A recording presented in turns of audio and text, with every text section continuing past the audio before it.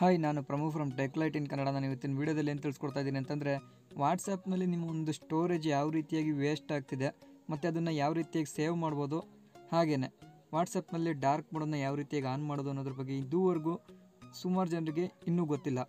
ಅದ್ರ ಬಗ್ಗೆ ಈ ವಿಡಿಯೋದಲ್ಲಿ ಕಂಪ್ಲೀಟಾಗಿ ತಿಳಿಸ್ಕೊಡ್ತೀನಿ. ಈಗ ವಾಟ್ಸಪ್ನಲ್ಲಿ ನಿಮ್ಮ ಸ್ಟೋರೇಜ್ ಯಾವ ರೀತಿಯಾಗಿ ವೇಸ್ಟ್ ಆಗ್ತಿದೆ ಅಂತ ನೀವು ಕೇಳ್ತಿರ್ಬೋದು.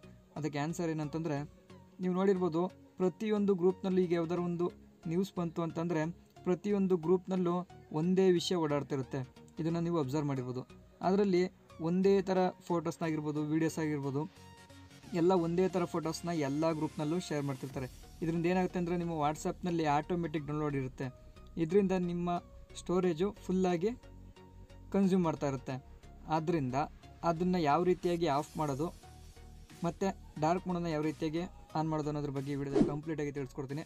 ಅದಕ್ಕೂ ಮುಂಚೆ ನೀವು ನಮ್ಮ ಟೆಕ್ಲೈಟ್ ಇನ್ ಕನ್ನಡ ಯೂಟ್ಯೂಬ್ ಚಾನಲ್ ಸಬ್ಸ್ಕ್ರೈಬ್ ಆಗಿಲ್ಲ ಅಂತ ಕೂಡಲೇ ಸಬ್ಸ್ಕ್ರೈಬ್ ಆಗಿ ಮತ್ತು ಪಕ್ಕದಲ್ಲಿರೋ ಬೆಲ್ ಐಕಾನ್ ಕ್ಲಿಕ್ ಮಾಡಿ.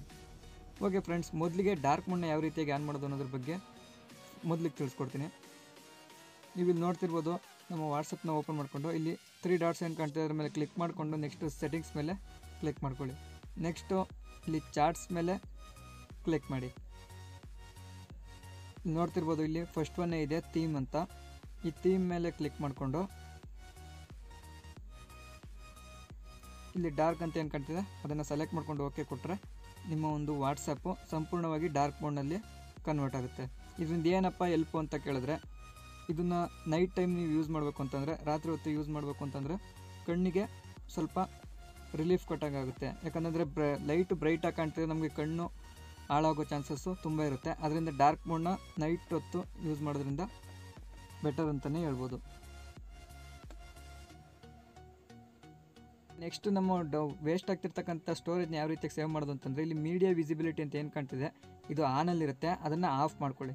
ಇದರಿಂದ ನಿಮ್ಮ ಒಂದು ಸ್ಟೋರೇಜು ಆಟೋಮೆಟಿಕ್ಲಿ ಡೌನ್ಲೋಡ್ ಆಗೋದು ತಪ್ಪುತ್ತೆ. ಅಂತಂದರೆ ಫೋಟೋಸ್ನ ವೀಡಿಯೋಸ್ನ ಏನು ಕಳಿಸಿರ್ತಾರೆ ಅದು ಆಟೋಮೆಟಿಕ್ಕಾಗಿ ಡೌನ್ಲೋಡ್ ಆಗೋದು ನಿಲ್ಲುತ್ತೆ. ಅದರಿಂದ ನಿಮ್ಮ ಒಂದು ಸ್ಟೋರೇಜು ಸೇವ್ ಆಗುತ್ತೆ.